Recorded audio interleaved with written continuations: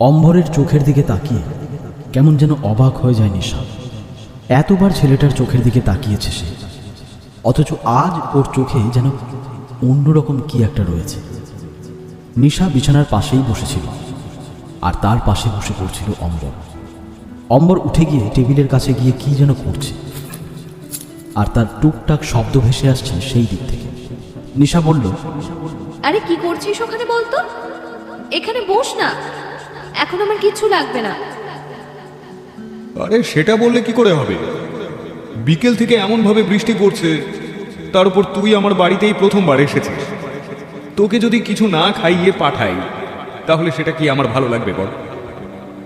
নিশার সত্যি এসব ভালো লাগছিল না।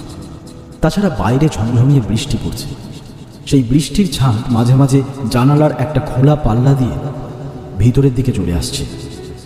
বৃষ্টির সঙ্গে ঠান্ডা হাওয়া ঘরের ভেতরে ঢুকে নিশার শরীরে মাঝে মাঝে একটা কাঁপুনি ধরিয়ে দিচ্ছে।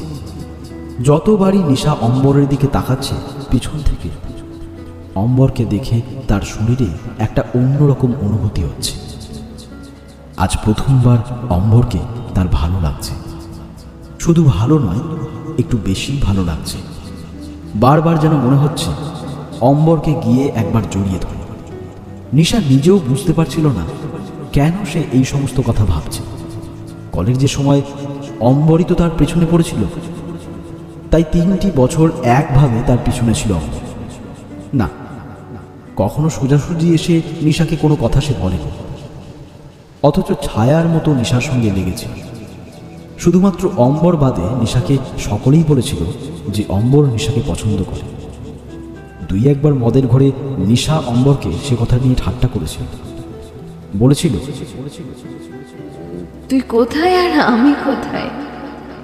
দেখ ভাই, আমরা বন্ধু হতে পারি সেটা ঠিক আছে, কিন্তু তাই বলে তোর মতন ছেলে আমার পছন্দ নয়। উত্তর করেনি অম্বর। মদ অম্বর কোনোদিনই খেত না, তবে নিশার পাল্লায় পড়ে মাঝে মাঝে একটু খেত, তবে সেইটুকুতে তার কখনো নেশা হতো না। অম্বর সমস্ত কিছুই হেসে উড়িয়ে দিত, বলতো, আরে ধুর, এসব কি বলছিস? ওসব কোনো ব্যাপার না। তোর সঙ্গে আমার বন্ধুত্বটা ভালো, তাই সবাই ওটা নিয়ে এরকম কথা বল। ওসব কিছু না। দেখ ভাই, তুই গান্ডু হতে পারিস, আমি তোর মতো গান্ডু নই। আমি ভালো করেই জানি তুই যখন আমার দিকে তাকাস, তখন তোর চোখে আমি আমার জন্য প্রেম দেখতে পাই। কিন্তু বিশ্বাস কর ভাই, তোর মতন এরকম এত পাতি গোবাচারা টাইপের ছেলে আমার পছন্দ না। কথাগুলো এলোমেলোভাবে নিশার মাথায় ঘুরতে থাকে। সামনে এগোতে এসে দেখতে পায় অম্বর 2টো কাঁচের গ্লাসে মদ ঢালছে, তার সঙ্গে আইস দিয়ে, এবং এক পাশে একটা বড় প্লেটের উপর ডিমের অমলেট আর কিছু স্যালাড। তার মানে এতক্ষণ ধরে রান্নাঘরে এটাই করছে, এখন টেবিলের উপর এগুলো সাজাচ্ছে। ভালো করেছিস। তাছাড়া এমন ওয়েদার, তার উপর বৃষ্টি, আজ কিন্তু বেশ ভালো জমে যাবে। নিশার কথায় অম্বর হাসে সামান্য, তারপর বলে, কলেজ শেষ করে তো আমরা সবাই আলাদা হয়ে গেলাম। একটা কোম্পানিতে কাজে ঢুকেছিলাম, বাড়ি থেকে অনেকটাই দূরে, সেখানেই থাকতে হতো। কোম্পানির কয়েকজন মিলে একটা ফ্ল্যাট ভাড়া করেছিলাম, সেখানেই তো অভ্যেসটা হয়েছে। আজ তুই এখানেই থেকে যা। হ্যাঁ, এত রাত হয়েছে, তার উপরে এমন একটা অবস্থা। আজ তোর এখান থেকে যেতে হবে না, বাদ দে। একটু খেলে ভালো লাগবে, তাছাড়া রাতের জন্য খাবার আছে, অসুবিধা নেই। নিশা এবার আর কিছু বলল না। বিছানার কাছেই টেবিলটা টেনে নিয়ে এলো অম্বর। তারপর দুজনে মিলে বসে খেতে শুরু করল। অনেকক্ষণ কেটে গেছে, হঠাৎ অম্বরকে কিছু বুঝে উঠতে না দিয়ে নিশা ঝাঁপিয়ে পড়ল তার উপর। অনেকক্ষণ থেকেই নিশা ব্যাপারটা বুঝতে পারছে না। একটা আকর্ষণ অম্বরের প্রতি, তার একটা আকর্ষণ যেন অনুভব হচ্ছে। এখন আর অম্বর দেখতে আগের মতো নেই। গায়ের রং সামান্য ফর্সা, চোখে একটা চশমা, মাথায় লম্বা চুল, গেঞ্জিটা যেন শরীরের সঙ্গে লেপ্টে রয়েছে। আগের মতো একটু রোগাটে চেহারাই আছে, মাসেল কিংবা জিম মার্কা বডি নয়, সাধারণ কিন্তু তবুও তার চেহারার মধ্যে কি যেন একটা আকর্ষণ ছিল।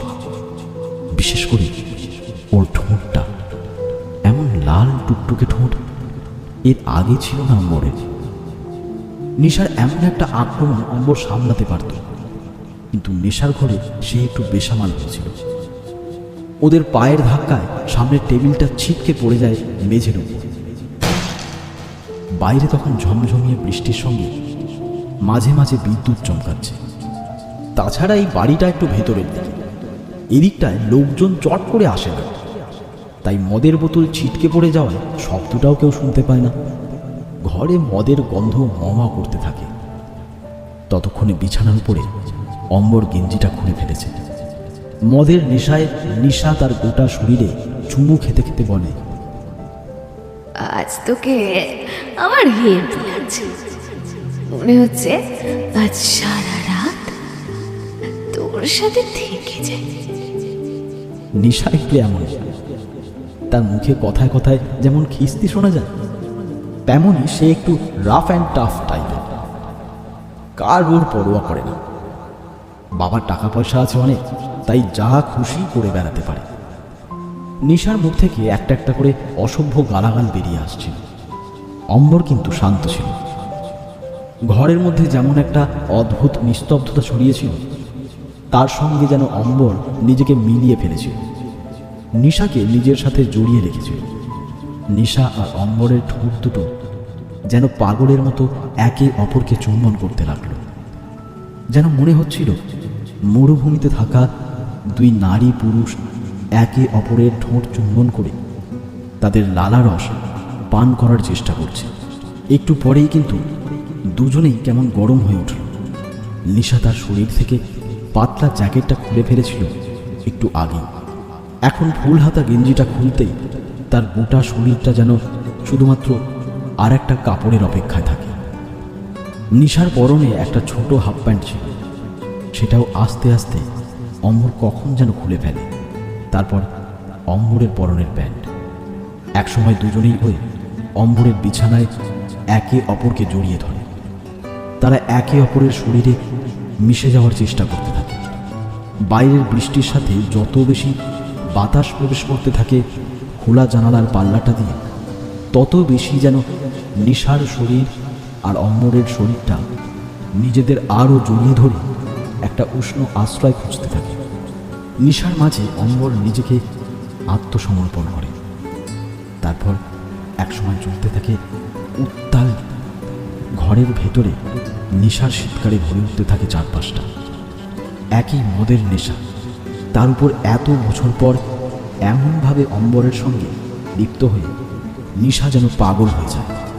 মুখ থেকে বেরিয়ে আসতে থাকে অসভ্য গালাগালি, আর সেগুলো যেন অম্বরকে আরও উৎসাহিত করতে থাকে। অম্বর শরীরের সর্বশক্তি দিয়ে নিশাকে আরও উত্তপ্ত করে। অম্বরের নিশার্ধে যেন আরও গভীরে প্রবেশ করতে থাকে। একসময় নিশা ঝাঁপিয়ে পড়ে অম্বরের বুকের উপর। তার হাতের নখ দিয়ে যেন অম্বরকে ফালা ফালা করে ফেলতে চায়। এইভাবে বেশ কিছুক্ষণ চলছিল। নিশা আর অম্বরের সঙ্গে একটা হিংস্র উত্তেজনা মেশানো কামনার ভাব। তারপরেই সঙ্গে সঙ্গে একটা চরম চিৎকার করে নিশা ঢলে পড়ে অম্বরের বুকের উপর হাঁপাতে থাকে। অম্বরের বুকের উপর একটা চুম্বন করে বলে, অম্বর, অম্বর, তুই যে এতটা হট সেটা আমি আগে কেন বুঝতে পারিনি। উফ, কেন বুঝতে পারিনি।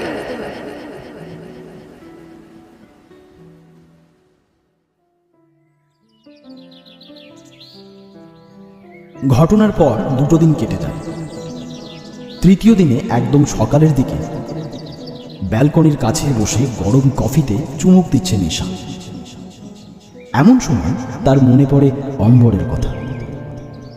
সেদিন নেশার ঘরে এবং হঠাৎ করে দুর্ঘটনায় সবকিছু কেমন যেন এলোমেলো হয়ে গেছিল। পরদিন সকালে নিশার নিজেরই তো কেমন একটু লজ্জা লজ্জা লাগছে।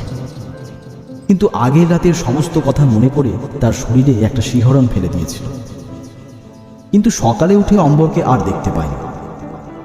টেবিলের উপর একটা চিরকুট লেখা ছিল, অতএব তাতে অম্বর যে একটু বেরিয়েছে সেটা জানানো হয়েছিল। তারপরে নিশা বেরিয়ে এসেছিল। আজ অম্বরের কথা মনে পড়তেই প্রথমে তার ফেসবুক প্রোফাইলটা সার্চ করে নিশা।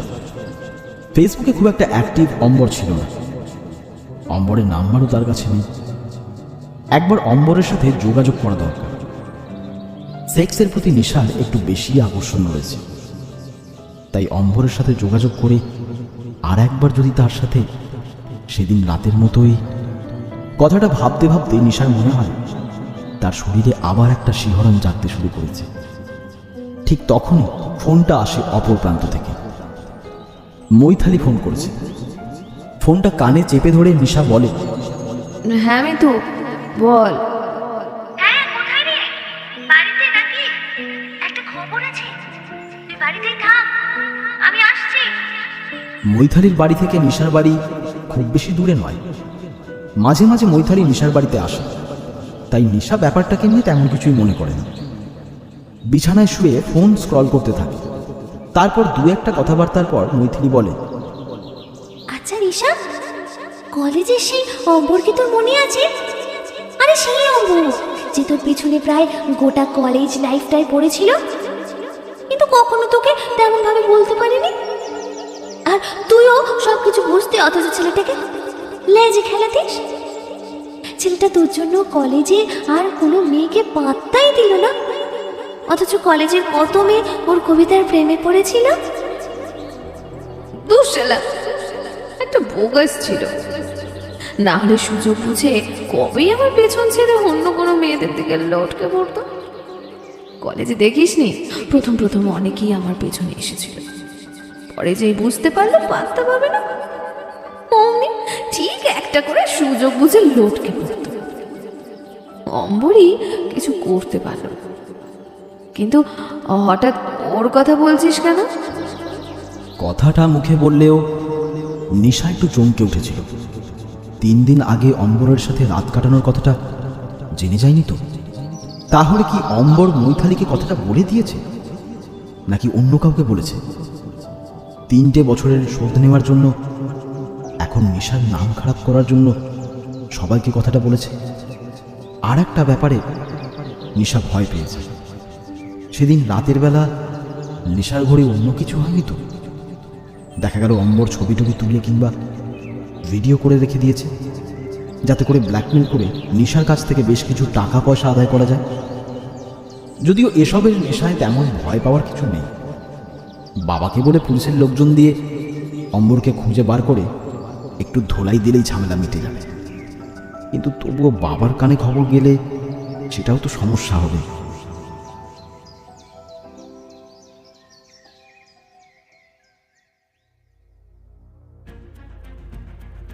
আরে সে যাই হোক না কেন, সে তো অনেক আগের কথা, তাও অনেক বছর হয়ে গেছে কলেজ ছেড়েছি। বল, আমার ব্যাপারটা সেটা নয়। ব্যাপারটা হলো ওই যে 3 দিন আগে অম্বর যেখানে থাকতো, মানে যেখানে কাজ করতো আর কি, সেই ফ্ল্যাটে হঠাৎ একদিন চোর ঢুকে পড়েছিল রাতের বেলায়। সেদিন বাকি সবার নাইট ডিউটি ছিল, অম্বর ঘরে একাই ছিল, বুঝলি? চোর নাকি চুরি করে যাওয়ার সময় অম্বরের ঘুমটা ভেঙে যায়। বিপদ বুঝতে পেরে চোরকে আটকাতে গেছিল, আর তারপরে চোর তাকে ছুরি মারে। যদিও অম্বরের চিৎকার শুনে আশপাশের লোকেরা বেরিয়ে এসেছিল, চোরটাকে ধরে ফেলে, কিন্তু ততক্ষণে তো যা হবার হয়ে গেছে। আর সবচেয়ে আশ্চর্য কথাটা কি জানিস? অম্বরের মানি ব্যাগটা চোরের কাছে ছিল, আর সেই মানি ব্যাগের মধ্যে ছিল একটা অনেক পুরনো ছবি। ব্যাপারটা বোঝার কথা নয়, কিন্তু আমাদের ব্যাচের একটা ছেলে নাকি ওদের ওই অফিসেই কাজ করতো, বুঝলি? ওর কাছ থেকে খবর পেয়েছি যে ওই ছবিটা নাকি তোর কলেজের সময় কোন একটা ছবি, যেন তোর কাছ থেকে হয়তো কোনোদিন নিয়েছিল, সেটাই ওর মানিব্যাগে থাকতো। যদিও সেটা পুরনো হয়ে গেছিল, এতটা ভালোভাবে বোঝা যেত না, তাও রেখেছিল, জানিস? নিশার হৃৎপিণ্ড দিয়ে বরফের স্রোত রক্তের সঙ্গে ছড়িয়ে পড়ে গোটা শরীরে। কি বলল মৈথালি? অম্বরকে ছুরি মেরেছে 3 দিন আগে। তাহলে এখন অম্বর কেমন আছে, কোথায় আছে? কিন্তু 3 দিন আগে সে অম্বরের সঙ্গে ওই বাড়িটাই ছিল, সেটাই বা কি করে হয় একই সঙ্গে 2 জায়গায়? আমার মনে হয় তোর কোথাও একটা ভুল হচ্ছে।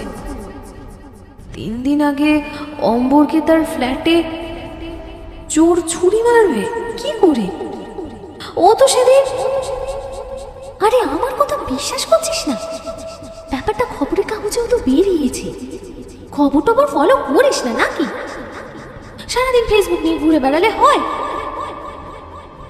যদিও অম্বরের ছবি কিংবা ওই সমস্ত কিছু পেপারে আসেনি, কেন আসেনি জানি না।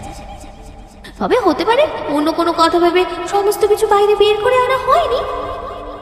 বুঝতেই তো পারছিস, তাও ছোট করে ব্যাপারটা ছাপা হয়েছিল। যেদিন হয়েছিল তারপর দিনই, তবে ওই একবার। আসল ব্যাপারটা হলো চোর ধরা পড়ে গেছে, তাই আর ব্যাপারটা নিয়ে বেশি জল খোলা হয়নি, বুঝলি? আজ আমাদের ব্যাচের ওই ছেলেটার সঙ্গে দেখা হয়েছিল, তো তখনই আমায় কথাটা বললো, তাই ভাবলাম তোকে একবার খবর দিয়ে যাই। যাক, ভালোই হয়েছে। মালটা যে এখনো তোর ছবি নিয়ে ঘুরে বেড়াচ্ছে সেটা তো আমি ভাবতেই পারিনি। যা হয়েছে ভালোই হয়েছে। অম্বর এখন কেমন আছে? আরে সত্যি তুই পাগল? 3-3বার ছুরি মেরেছে অম্বরের বুকে, একবার গলার কাছে। ও কি আর বাঁচে? ওইখানেই মারা গেছে। হাসপাতালে নিয়ে যাওয়ার টাইমটাও পাওয়া যায়নি। নিশার মনে হয় তার মেরুদণ্ডের কাছ থেকে ঠান্ডা একটা বরফের টুকরো আস্তে আস্তে নেমে যাচ্ছে তার কোমরের দিকে। থরথর করে কেঁপে ওঠে তার গোটা শরীর। হাতে থাকা ফোনটা ঝট করে পড়ে যায়। মৈথালি একটু অবাক হয়ে যায়, বলে, আরে কি হলো? তুই এমন করছিস কেন? নিশা ব্যাপারটা তখনকার মতো সামলে নেয়। মৈথালি একটু পরে চলে গেলে এই দিনের বেলা ঘরের দরজা জানালা সমস্ত কিছু বন্ধ করে নিজের বিছানায় একটা চাদর গায়ে দিয়ে যেন নিঃশ্বাস বন্ধ করে বসে থাকে নিশা। যদি সত্যি সত্যি 3 দিন আগে রাতের বেলা মারা গিয়ে থাকে অম্বর, তাহলে 3 দিন আগে রাতের বেলা কার সঙ্গে দেখা হয়েছিল নিশা? কার সঙ্গে সে ওই ঘরে সারা রাত কাটালো সে সেদিন রাতে? খবরটা যে দিয়েছিল তার কথা মনে পড়েছিল, বলেই গিয়েছিল তার নাম্বারটা। একটু কষ্ট করে জোগাড় করে ফেলে। নিশা তাকে ফোন করতে আসল খবরটা সে দেয়। বেশি রাত নয়, ঘটনাটা হয়েছে ওই রাত 9টা নাগাদ। আসলে ফ্ল্যাটের ওই ফ্লোরে সেদিন লোকজন কম ছিল। তাছাড়া পাশের ফ্ল্যাটে একটা ফ্যামিলি ছাড়া আর কেউ ওই 1 মাস ধরে সেখানে ছিল না। চোর বোধ হয় তককে তককে ছিল, তাই সেদিনই ঢুকেছিল। অম্বরেরও সেদিন নাইট ডিউটিতে যাওয়ার কথা ছিল, কিন্তু ওর শরীরটা খারাপ থাকায় সে যেতে পারে। তারপরেই ব্যাপারটা ঘটে। নিশার মনে পড়ে যায় সেদিন রাতের কথা। সেদিন রাতেও তো ওই রাত 9টা নাগাদ কিংবা তার একটু পরেই তার গাড়িটা হঠাৎ করে রাস্তার পাশে খারাপ হয়েছিল। গোটা দিন কোনো রকমে কেটে যায়। বাবা মাকে কোনো কিছুই বলতে পারেনি নিশা। শরীর খারাপের ভান করে আর ঘর থেকে বেরোয়ও না, কোনো ফোনও ধরে না। রাতে কোনো রকমে একটু কিছু মুখে দিয়ে বিছানায় শুয়ে পড়ে। বারবার তার মনে হয় তার গোটা শরীরে লেগে রয়েছে অম্বরের গায়ের গন্ধ। অম্বরের গায়ের সেই মিষ্টি গন্ধটা যেন কিছুতেই যাচ্ছে না। ও বিছানা থেকে উঠে পারফিউম সারা গায়ে লাগিয়ে নেয়, কিন্তু না, তাতেও অম্বরের গন্ধটা শরীর থেকে যাচ্ছে না। রাতের বেলা ঘরের সমস্ত আলো জ্বালিয়ে সমস্ত জামা কাপড় খুলে উলঙ্গ হয়ে যায় নিশা। তারপর গোটা শরীর ভালোভাবে দেখতে থাকে কোথাও কিছু লেগে আছে কিনা। কোথাও কিচ্ছু লেগে নেই। তাহলে গন্ধটা কিসে? বাথরুমে গিয়ে সেই শীতের রাতে সাবান দিয়ে ভালো করে স্নান করে আবার নতুন করে পারফিউম লাগিয়ে ঘরে এসে বসে। তখন তার গায়ে শুধুমাত্র একটা তোয়ালে। এই শীতের রাতেও যেন তার গোটা শরীর ঝরঝর করে ঘামছে। গায়ের তোয়ালে জড়িয়ে থাকা অবস্থাতেও নিশা বুঝতে পারে সেদিন রাতে সেই অম্বরের শরীর থেকে যে গন্ধটা ভেসে এসেছিল তেমনই একটা গন্ধ। আর অবাক হয়ে যায়, বিছানার উপর তোয়ালে পড়া অবস্থাতে লুটিয়ে পড়ে কাঁদতে থাকে। ঠিক তখনই একটা গন্ধ পায় আবার। সেদিন রাতে যখন দুজনেই উত্তাল হয়েছিল, ঠিক তখন ঘরের ভেতরটায় মদের গন্ধ মম করছিল। এমনই একটা মদের গন্ধে ঘরটা হঠাৎ করে ভরে ওঠে, আর তার সঙ্গে সঙ্গে ঘরের আলোটা একবার ধপধপ করে উঠেই ঝিরঝির করতে থাকে। নিশা অবাক হয়ে মুখ তুলে সামনের দিকে তাকিয়ে যা দেখতে পায়, তাতে তার মুখের কথা যেন এক মুহূর্তের জন্য বন্ধ হয়ে যায়। সামনে দাঁড়িয়ে বিছানার একপাশে একটা টেবিলের উপরে দুটো কাঁচের গ্লাস, সেই দুটো গ্লাসে এক মনে মদ ঢেলে চলেছে অম্বর। তার পাশেই রাখা একটা ট্রে থেকে আইস কিউব তুলে সে মদের গ্লাসে দিচ্ছে। তারপর একটা গ্লাস নিশার দিকে বাড়িয়ে বলল, নিশা চলে আয়, এই নে। নিশা ভয়ে থরথর করে কাঁপতে থাকে। ঘরের ভেতরে দরজা জানালা সবকিছু বন্ধ, তাহলে সেই ঘরের ভেতরে অম্বর এলো কোথা থেকে? কোনো রকমে কাঁদতে কাঁদতে সে বলে, অম্বর, অম্বর, অম্বর ছেড়ে দে আমাকে, আমি তো তোর কোনো ক্ষতি করিনি। অম্বরের মুখে আবার সেই আগের মতোই পাগল করা হাসি, কিন্তু তবুও নিশা কেমন যেন ভয় পায়। মদের গ্লাসটা হাতে নিয়ে আস্তে আস্তে সামনের দিকে এগিয়ে আসে অম্বর। তোয়ালে জড়ানো অবস্থাতেই নিশা যেন একটু একটু করে সরতে থাকে বিছানার অন্য পাশে। আরে তুই আমায় ভয় পাচ্ছিস কেন? এই দেখ, আমি কি তোর কোনো ক্ষতি করেছি? আর দেখ, তুই তো নিজেই বললি তুই মদ খাবি, তাই তো তোর জন্য আমি। নিশা ততক্ষণে বিছানা থেকে সরতে সরতে এক পাশে চলে গেছে। তার পরনের তোয়ালেটা কখন যেন আলগা হয়ে খুলে গেছে, তবে সেই দিকে নিশার কোনো ভ্রুক্ষেপ নেই। নিশার দু চোখে দিয়ে নামছে জলের ধারা। সে কোনো রকমে তোয়ালেটাকে তুলে নিজের মুখটাকে চাপা দেওয়ার চেষ্টা করে, বলে, আমি জানি, আমি জানি এই সমস্ত সত্যি নয়, আমি যা দেখেছি তা সবকিছু মিথ্যে। আর তখনই ঘরের আলোটা আরো একবার ধপধপ করে জ্বলে ওঠে। তার আগে একটা অদ্ভুত হাসির শব্দ শুনতে পেয়েছিল নিশা। নিশা চোখের সামনে থেকে হাত সরিয়ে দিতেই দেখে ঘরের মধ্যে কিচ্ছু নেই। অম্বর নেই, সেই টেবিলের উপর দুটো মদের গ্লাসও নেই, কিচ্ছু নেই। ঘরের ভেতরে অবস্থায় দাঁড়িয়ে রয়েছে সে। ঘরের মধ্যে দাঁড়িয়ে নিশা একা। ঝাঁপিয়ে পড়ে সে বিছানার ওপর।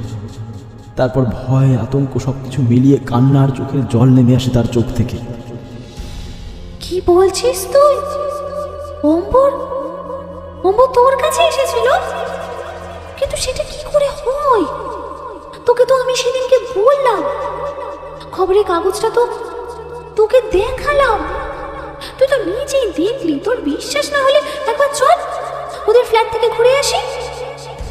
তোর কথা বিশ্বাস করছি, আর তুই মিথ্যে কথা বলবি না সেটা আমি জানি, কিন্তু আমিও তো সত্যি দেখেছি। শুধু তাই নয়, যেদিন রাতে ও মারা গেছে তার একটু পরেই আমি ওকে দেখেছি। মৈথালি এগিয়ে আসে নিশার দিকে। তারপর দুটো হাত নিশার কাঁধের উপর রেখে আস্তে একটু চাপ দিয়ে বলে, যা, আমি জানি তুই বাইরে যেমন দেখাস নিজেকে, ভেতরে তেমনটা নয়। অম্বরের মৃত্যুতে তোর হয়তো খারাপ লেগেছে, তুই ওকে ভালো বন্ধু বলে ভাবতিস, তাই তোর কষ্ট হচ্ছে। কিন্তু তাই বলে এমন হ্যালুসিনেশন অম্বরকে দেখার, এগুলো তো ঠিক নয়। নিশা বিছানা থেকে উঠে প্রায় চিৎকার করার মতো করে বলে, কেন আমার কথা বিশ্বাস করছিস না? কেন বিশ্বাস করছিস না? বিশ্বাস কর, বিশ্বাস কর, আমি অম্বরকেই দেখেছি। যেদিন রাতে অম্বর মারা গেছে সেদিন রাতে আমি অম্বরের সঙ্গে সারা রাত ওর বাড়িতেই ছিলাম। এইবার মৈথালি কেমন যেন চুপ করে যায়। অবাক হয়ে কিছুক্ষণ তাকায় নিশার দিকে। নিশার এই ব্যাপারটা সে ভালোভাবেই জানে। একটু ভালো ছেলে এবং হ্যান্ডসাম ছেলে হলেই নিশা তার সঙ্গে অন্তত একবার হলেও বিছানায় উঠবে। এমনিতেই বড়লোক বাবার মেয়ে, টাকা পয়সা কিংবা অন্য কোনো কিছুরই অভাব নেই। যখন যা চেয়েছে পেয়েছে, তাই টাকা পয়সার ক্ষমতায় কিংবা অন্যান্য কিছু ক্ষমতায় এই ব্যাপারটা করতে নিশার খুব একটা বেগ পেতে হয় না। তাছাড়া কোনো মেয়ে যদি কোনো ছেলেকে এমনভাবে এক রাতের জন্য নিয়ে যায়, তাতে ছেলেটার আপত্তি খুব কম ক্ষেত্রেই থাকে। তার উপর সমস্ত খরচ এবং সমস্ত কিছুই নিশা নিজে বহন করে। তাই নিশার এই ভাবের প্রতি মৈথালির একটা ভিন্ন নজর এবং একটা হিংসা বরাবর ছিল। দেখ তুই কেমন সেটা আমার জানা আছে, অন্তত তুই এই দিক থেকে যে খুব একটা ভালো না সেটা আমি জানি। কিন্তু শুধু শুধু অম্বরের নামটা খারাপ করিস না। অম্বর কিন্তু কখনোই এমনটা ছিল না। কলেজে তো ওর কারোর সঙ্গে কথা দূরে থাকুক, কোনো মেয়ের সঙ্গে ভালোভাবে মিশতই না। এমনকি তোর জন্য আমাদের সঙ্গেও ভালোভাবে কথা বলতো না, জানিস। আর ওর বন্ধু বান্ধব এবং যার কাছে আমরা খোঁজ পেয়েছি তাদের সাথে কথা বলেও জেনেছি অফিসেও ও কোনো মেয়ের সঙ্গে তেমনভাবে কোনো একটা মেলামেশা করতো না। তাই শুধু শুধু নিজের চরিত্রের সঙ্গে অম্বরের চরিত্রটাকে মেলাস না তো। নিশা বুঝতে পারে মৈথালি কেন কথাগুলো বলছে। সে মৈথালির সামনে এসে তার একটা হাত জড়িয়ে ধরে বলে, বুঝতে পারছিস না ব্যাপারটা? আমি অম্বরকে খারাপ বলতে চাইছি না, কিংবা অম্বরের চরিত্রে কোনো দাগ আনছি না, কিন্তু বিশ্বাস কর, তুই বলেছিস সেদিন 9টার সময় অম্বর মারা গেছে, কিন্তু সেদিন 9:30 নাগাদ আমার গাড়িটা খারাপ হয়েছিল। কথাটা বলার সঙ্গে সঙ্গেই একটা বুদ্ধি আসে নিশার। তখনই মৈথালিকে নিয়ে তার গাড়িতে করে বেরিয়ে পড়ে। সেদিন রাতের বেলা নিশা গিয়েছিল তারই এক বন্ধুর বাড়িতে। সেখানে সামান্য পার্টি করে তারপরে ও ফিরছিল। একই তো শীতের রাত, তারপর সেদিন ঝমঝমিয়ে বৃষ্টি পড়ছিল। আর বৃষ্টির জন্য পথের এক পাশে থাকা ল্যাম্পপোস্টটাকে ভালোভাবে দেখতে পায়নি, সেখানেই ধাক্কা মেরেছিল। আর তারপরেই যা ঘটার তা ঘটে যায়। খুঁজে খুঁজে ঠিক সেই ল্যাম্পপোস্টটাকে খুঁজে বার করে নিশা। তারপর গাড়িটা সেখানে রেখে নেমে পড়ে। যা ব্যাপার হচ্ছিল তা কিছুই বুঝতে পারছিল না মৈথালি, কিন্তু কিছু একটা ব্যাপারে যে মেয়েটা ভয় পেয়েছে সেটা বুঝে তার সঙ্গে যাচ্ছিল। সেদিন রাতে এইখান দিয়েই গেছিলাম। এখানে একটা মাঠ মতো আছে, তার পাশেই ছিল বাড়িটা। মৈথালি কোনো কথা বলল না। নিশার গোটা শরীর তখন যেন থরথর করে কাঁপছে। তার গায়ে প্রচণ্ড জ্বর, তার চোখ ঝাপসা হয়ে এসেছে, বড় বড় নিঃশ্বাস পড়ছে। কিছু যে একটা ব্যাপারে গন্ডগোল রয়েছে মৈথালি বুঝতে পারে। অনেকক্ষণের চেষ্টায় ছোট পথ দিয়ে গিয়ে ছোট মাঠের মতো জায়গাটা পেরিয়ে আন্দাজ করে করে নিশা গিয়ে পৌঁছল একটা জায়গায়।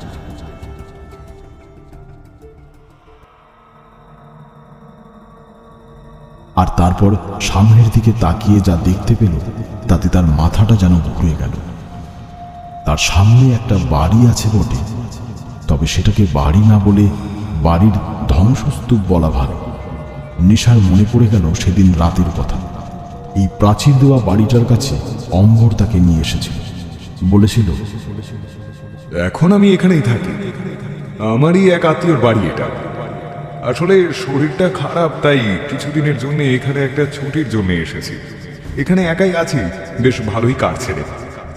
ভাগ্যিস এখন তোকে পেয়ে গেলাম, না হলে এমন ঝড় বৃষ্টির মধ্যে রাস্তায় গাড়ি খারাপ হয়ে গেছে, ফোনটাও লাগছে না, বাড়িতে যে খবর দেব সেটাও তো সম্ভব না। আর এদিকটাতে এমনিতেই কেমন একটু ফাঁকা। চিন্তা করছিস কেন? আমি তো আছি, তুই এখানেই রাতটা কাটিয়ে নে। তারপর সকালের দিকে না হয় এখান থেকে বেরিয়ে বাড়িতে ফোন করে নিস একটা। প্রাচীরের গেটটাই খুলেছিল নিশা। তারপর অম্বরের সঙ্গে পিছন পিছন সে বাড়ির দরজাটার কাছে দাঁড়িয়েছিল। বাড়ির দরজার কাছে একটা নেম প্লেটও লাগানো ছিল। এই যেন নাম ছিল, সেটা নিশা অন্ধকারে দেখতে পায়নি। তালা খুলে ভেতরে গিয়ে নিশাকে একটা চেয়ারে বসতে দিয়েছিল অম্বর। তারপর ঘরে লাইট জ্বালিয়ে বাকি টুকিটাকি কাজকর্ম সেরে এসে নিশাকে সাথে করে ঘরের ভেতরে নিয়ে গিয়েছিল। ঘরটা দেখে নিশা অবাক হয়ে গেছিল। ছোট ঘর, কিন্তু বেশ সুন্দর করে সাজানো। পাশাপাশি দুটো ঘর, একটা লম্বা বারান্দার মতো জায়গা, পিছনের দিকে বাথরুম। ছোটখাটো একটা পরিবার থাকার জন্য যথেষ্ট। বাহ, জায়গাটা তো বেশ ভালো। বিয়ের পর এখানেই থাকার প্ল্যান করেছিস নাকি? তুই, তোর বউ আর তোর ফুটবল টিম? ওই কথাটা তোর এখনো মনে আছে? হ্যাঁ রে, মনে আছে তো। আমি তো তোকে বলেছিলাম বিয়ের পর তুই ফুটবল টিম বানাবি, কিন্তু এখনো বিয়ে করলি না কেন? বয়স তো হয়ে যাচ্ছে, এরপর কিন্তু বুড়ো হয়ে যাবি। আর তোর বয়স বোধ হয় এক জায়গাতে দাঁড়িয়ে আছে না? সুইট 16। আরে ভাই, আমি চিন্তা করি না ওসব। বাবার টাকা আছে, ওসব কোনো ব্যাপার। আমার বিয়ে না করলে চলে যাবে। গোটা জীবন এমন ভাবে কাটাতে পারলে তো ভালোই, কিন্তু তুই একটা বিয়ে কর।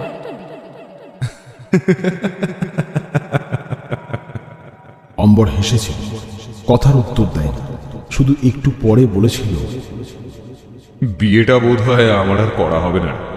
মা বাবা মাঝে মাঝে জোর করে, তবে আমার ইচ্ছে নেই। অন্য সময় হলে নিশা হয়তো ব্যাপারটার কারণ বোঝার চেষ্টা করত, কিন্তু সামান্য মদের ঘরে তখন আর সেসব নিয়ে কথা বাড়াতে চায়নি। একটু হেসে গালটা একবার টিপে দিয়েছিল। এখন সেই বাড়িটার সামনে দাঁড়িয়ে নিশা দেখতে পেল একটা ধ্বংসস্তূপ। এখানে যে মাত্র কয়েকদিন আগে একটা বাড়ি ছিল সে কথা কে বলবে? প্রাচীর ঘেরা জায়গাটা আছে, কিন্তু তার চারপাশে গজিয়ে উঠেছে বড় বড় ঘাস আর জঙ্গল। এমনকি বাড়ির ধ্বংসস্তূপের মধ্যেও বড় শ্যাওলার শিকড় গজাতে শুরু করেছে। বাড়ির দরজার পাশে নেম প্লেটটা একপাশে হেলে কেমন খয়াটে হয়ে গেছে।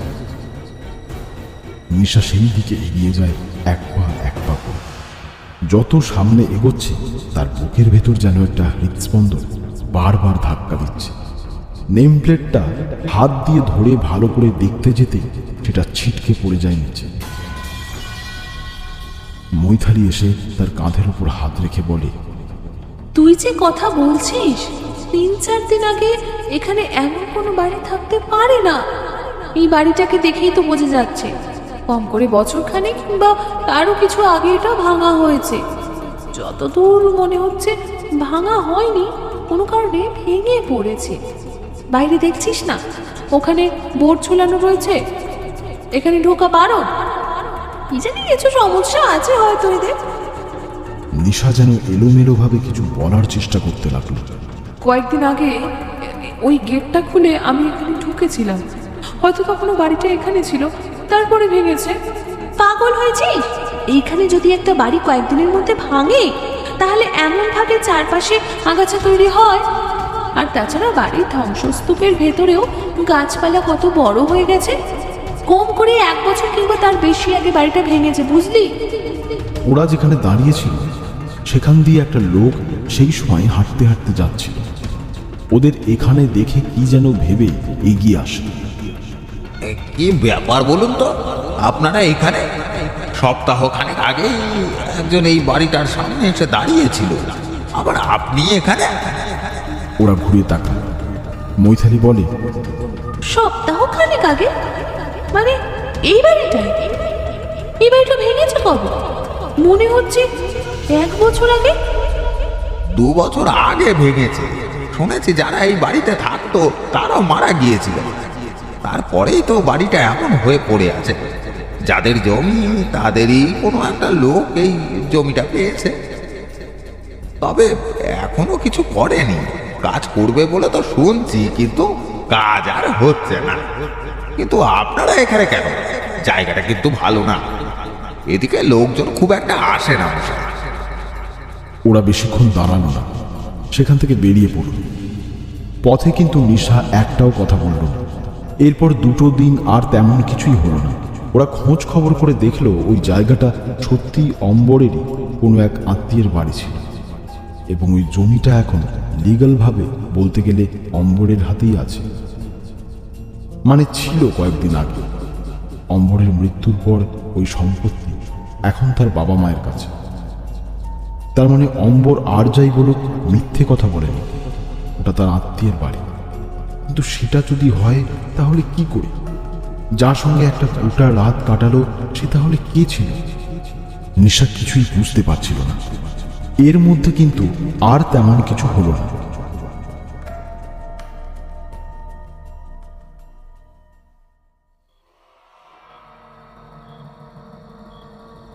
একদিন রাতের বেলা নিশা ব্যালকনির কাছে দাঁড়িয়ে আছে। এমন সময় নিশার মনে হলো ব্যালকনির একপাশে বাড়ির পিছনের দিকের লম্বা পাইপ ধরে কি যেন আস্তে আস্তে উপরের দিকে উঠে আসছে। নিশা ব্যাপারটা এক মুহূর্তের জন্য দেখতে পেয়েছিল, কিন্তু এখন নেই। নিশা ব্যালকনির কাছ থেকে ঘরে চলে আসতে যাবে এমন সময় ব্যালকনির দিকের দরজাটা ধড়াম করে বন্ধ হয়ে যায়। আর তারপরেই নিশা দেখতে পায় ব্যালকনির উল্টো দিকে গাছের গায়ে দাঁড়িয়ে রয়েছে অম্বর।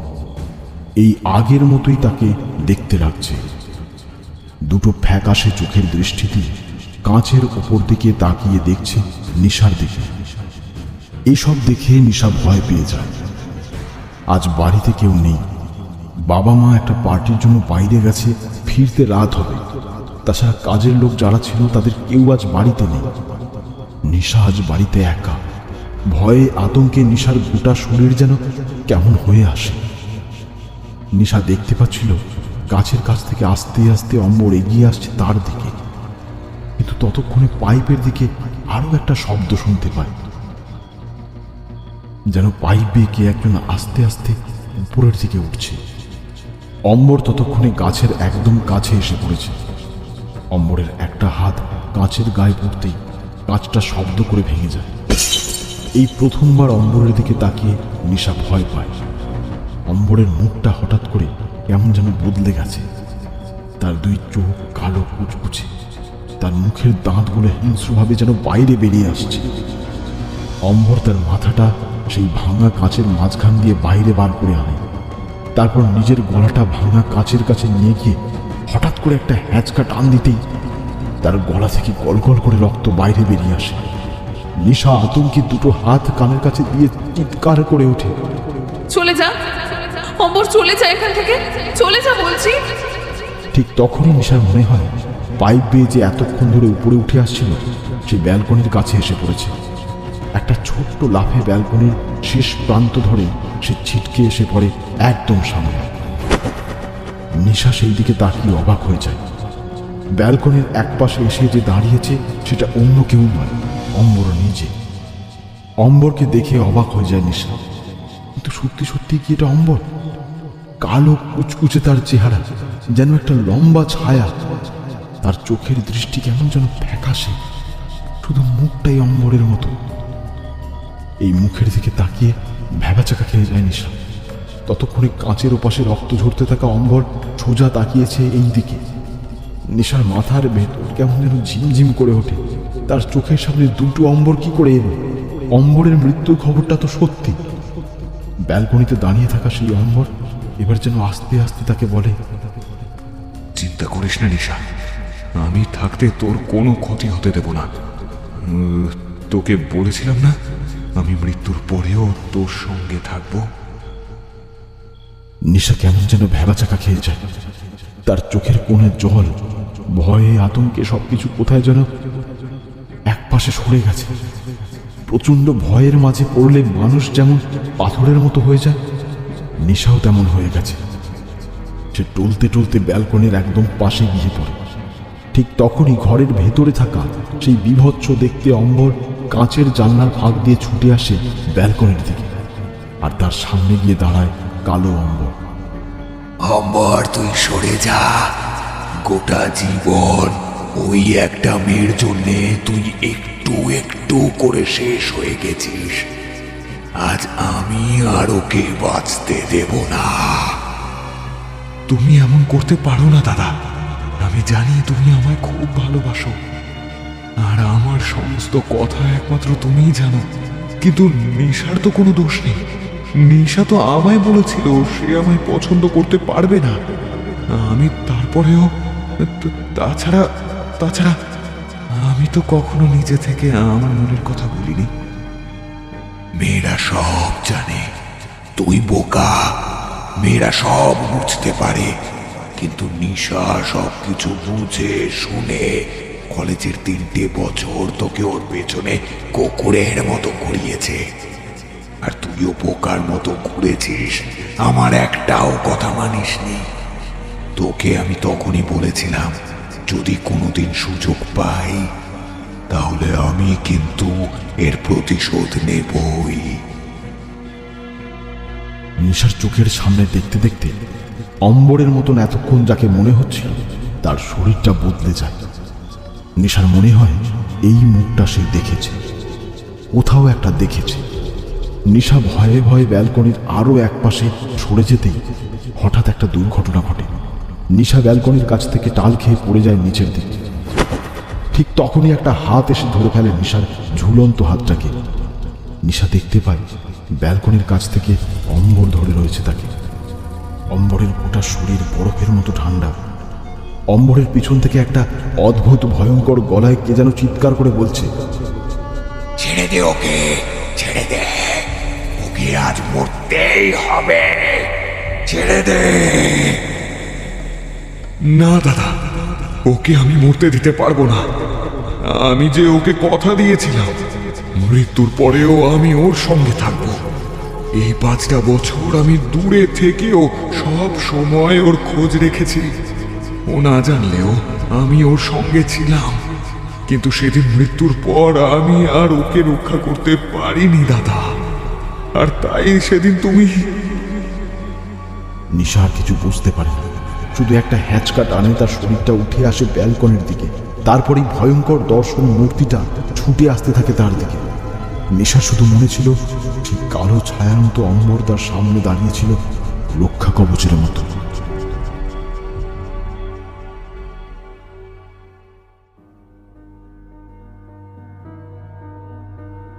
পরদিন ভোরবেলার দিকে নিশাকে ঘুমন্ত অবস্থায় পাওয়া যায় ব্যালকনির কাছে। তার গোটা শরীরে আঘাতের চিহ্ন।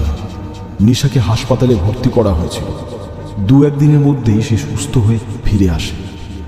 তবে এরপর থেকে নিশা কেমন যেন বদলে গেছিল।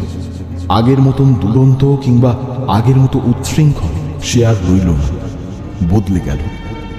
বাবার কথায় বাবার ব্যবসা কতটা বুঝে নিতে লাগলো। তবে বাবা মায়ের কথায় কখনো বিয়ে করল না। একমাত্র মৈথালি জানত নিশার কাছে অম্বরের একটা ছবি ছিল। সেই ছবিটা নিশা তার কাছে যত্ন করে রেখেছিল। কিন্তু মৈথালি সেটা জানত না যে নিশার কাছে পাওয়া সেই ছবিটা আসলে নিশা কোথা থেকে এনেছিল।